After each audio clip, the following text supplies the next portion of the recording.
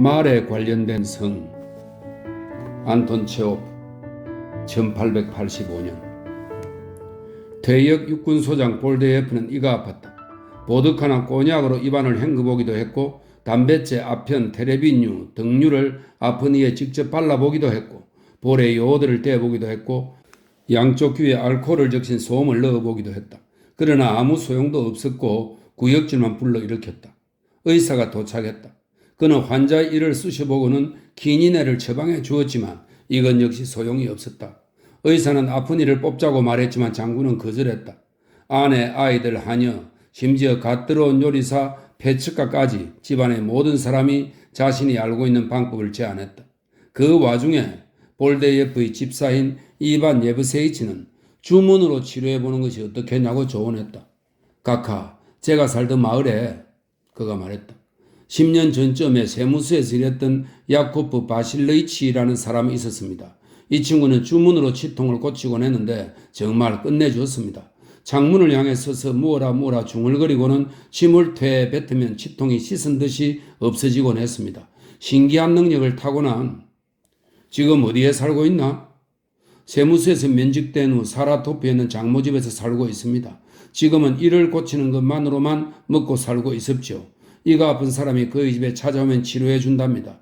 거기 사라토프에 살고 있는 사람은 그의 집에 가서 치료를 받지만 만일 다른 도시에 살고 있는 사람이 아프다고 하면 전보를 쳐서 치료해 준답니다. 카카, 그에게 여차여차해서 이러저러해서 하나님의 종 알렉세이가 이가 아프니 치료 좀 해달라고 전보를 보내십시오. 치료비는 우편으로 보내면 됩니다. 말도 안 되는 소리, 사기꾼이잖아. 카카, 한번 해보십시오. 보드카를 무지하게 좋아하는 친구인데 마누라랑 헤어지고 독일 여자랑 산다고 합니다. 입이 좀 험하긴 하지만 기적을 행하는 사람입니다. 알료샤, 한번 해보세요. 장군 부인이 간청했다. 당신은 주문을 믿지 않겠지만 전 직접 체험해봤어요. 당신이 비록 주문을 믿지 않는다 해도 전보를 보내지 않을 이유는 없잖아요. 전보를 보낸다고 해서 손이 닳아 없어지는 것도 아니잖아요. 알겠어. 볼데예프는 동의했다. 이젠 세무관리에다 귀신에게까지 직업 전보를 보내야 하다니. 이거야군. 뭐 어쩔 수 없는 노릇이군. 그래, 자네가 말한 그 관리는 어디에 살고 있나? 전보를 어떻게 보내야 하나? 장군은 책상에 앉아 펜을 들었다. 사라토프에서는 동네 개들도 그 사람을 알고 있습니다. 집사가 말했다. 카카, 이렇게 쓰십시오. 사라토프 시, 그리고 야코프 바실르이치. 다음은 바실르이치, 야코프 바실르이치. 성을 그만 잊어버렸습니다. 바실르이치. 제 얘기를 성이 뭐였더라? 이리로 오기 전까지 기억하고 있었는데 용서하십시오. 이반 예브세이치는 눈을 들어 천장을 보면서 계속 중얼거렸다. 볼데예프와 장군 부인은 초조하게 기다렸다. 대체 뭐야? 빨리 생각해봐. 잠시만요. 바실르이치, 야코프 바실르이치. 잊어버렸습니다. 정말 간단한 성이었는데 마치 무슨 말 이름 같기도 한데 코브일린인가? 아니, 코브일린은 아닌 것 같고 혹시 제레브초프인가? 아니, 제레브초프도 아닌 것 같습니다. 말과 관련된 성이라는 것은 분명히 기억나는데 도무지 생각이 나질 않습니다. 제레바트니코프인가? 아니요, 그런 건 아닙니다. 잠시만요. 코브이리츠인? 코브이라트니코프? 코베레프? 그건 말 이름이 아니고 개 이름이잖아. 제레브치코프인가? 아닙니다. 제레브치코프도 아닙니다. 로샤진인, 로샤코프, 제레브킨 모두 다 아닙니다.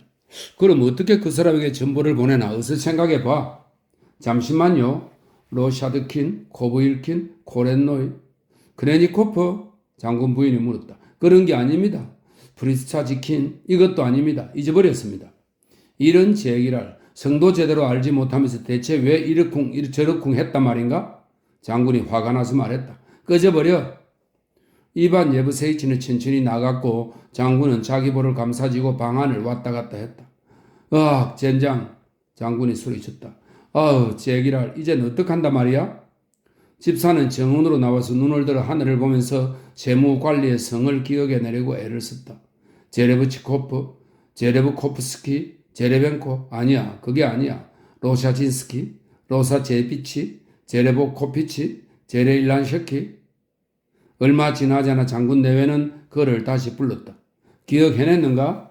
장군이 물었다. 전혀 기억나지 않습니다, 카카. 혹시 코냐프스키인가? 로시아드니코프는 아닌가? 그리하여 온 집안이 경쟁하듯 성을 만들어내기 시작했다. 말의 연령, 성별, 혈통을 하나하나 열거하거나 말갈기, 말발구, 마구 등을 생각해 보았다. 집, 정원, 하인들의 방, 부엌 등에서 사람들은 이리저리 왔다 갔다 하면서 이마를 끌어대며 성을 찾아내려고 가전 애를 썼다. 사람들은 끊임없이 집사에게 물었다. 두브노프? 코프이친? 제레보프스키? 아니야, 그런 게 아니야. 이반 예브세이치는 대답을 하고서는 눈을 위로 쳐뜨더니 소리내며 계속 생각을 했다. 코넨코, 콘첸코, 제레베예프, 코브이레예프. 아빠! 아이들이 소리쳤다. 드루이킨, 우드제스킨. 온 집안이 불안해졌다.